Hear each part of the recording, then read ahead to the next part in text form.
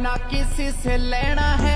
জেলের ভেতর গান চালিয়ে উদ্দাম নাচ করছেন দুই কয়েদি। দুজনেই দেশের কোটি কোটি টাকা লোপাট করে জেলে বসে ফুর্তি করছে। জেলের ভেতরের অবিশ্বাস্য এই ঘটনায় তোলপাড় পুরো দেশ। প্যান্ট আর টি শার্ট পরে দুই বন্দির নাচের ভিডিও ইতোমধ্যেই সামাজিক মাধ্যমে ভাইরাল। ভিডিওতে দেখা যায় দুই বন্দি জেলের ভেতর উদ্দাম নাচ করছে। পাশে অন্য আরেক বন্দি নাচ দেখতে দেখতে বসে খাবারও খাচ্ছেন। পাশে আরেকজন ভিডিও ধারণ করছেন।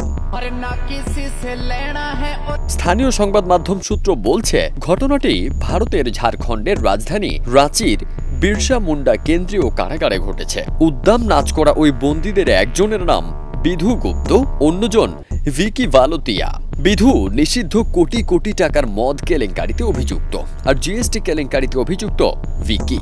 এখন প্রশ্ন উঠছে, জেলের ভেতরেই বিশেষ সুবিধাগুলি কিভাবে পাচ্ছেন তারা, তা খতিয়ে দেখতে তদন্ত শুরু করেছে জেলা প্রশাসন।